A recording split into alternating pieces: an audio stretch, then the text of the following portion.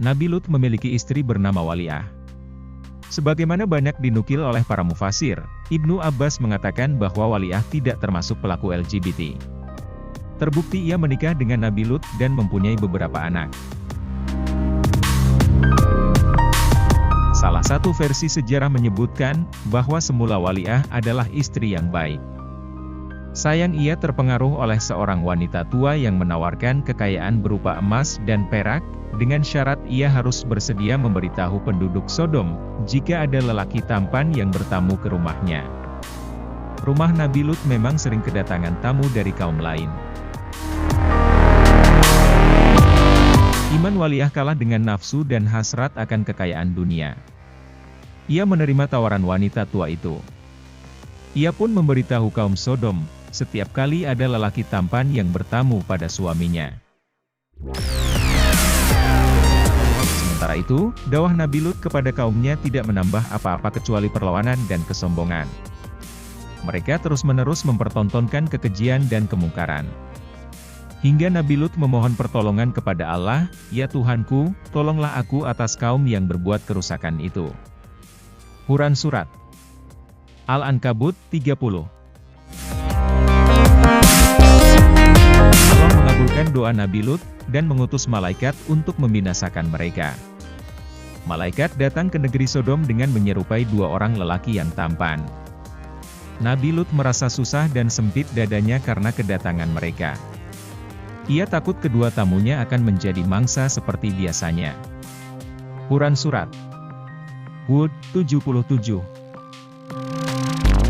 Sementara bagi Waliah ini adalah peluang untuk mendapatkan pundi-pundi emas.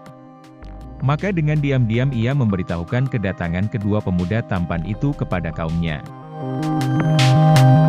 Tiba-tiba tamu itu berkata kepada Nabi Lut, "Sesungguhnya kami adalah utusan-utusan Tuhanmu, sekali-kali mereka tidak dapat mengganggu engkau." Kemudian mereka berkata lagi, "Bukakan pintu dan tinggalkanlah kami bersama mereka." Nabi Lut pun membuka pintu rumahnya. Kaumnya menyerbu masuk dengan penuh kegilaan menuju ke arah tamu-tamu Nabi Lut. Ketika itulah, malaikat menunjukkan kelebihannya, ia mengembangkan sayapnya dan memukul orang-orang durjana itu. Akhirnya mata mereka menjadi buta seketika. Mereka berteriak kesakitan dan bingung mencari arah. Bertanyalah Nabi Lut kepada malaikat, "Apakah kaumku akan dibinasakan saat ini juga?"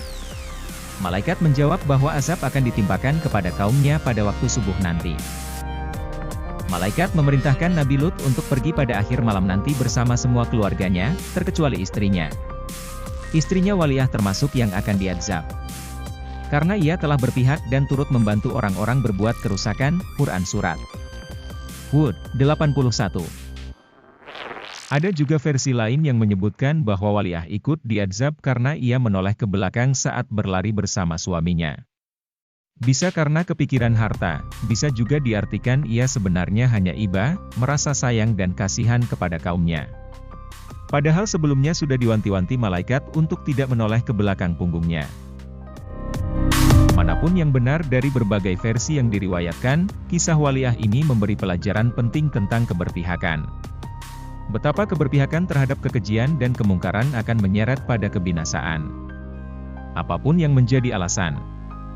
Entah karena tendensi materi, empati yang bukan pada tempatnya, atau karena intelektualitas yang kebablasan. Sahabat muslim semua sekian, semoga bermanfaat. Wassalam.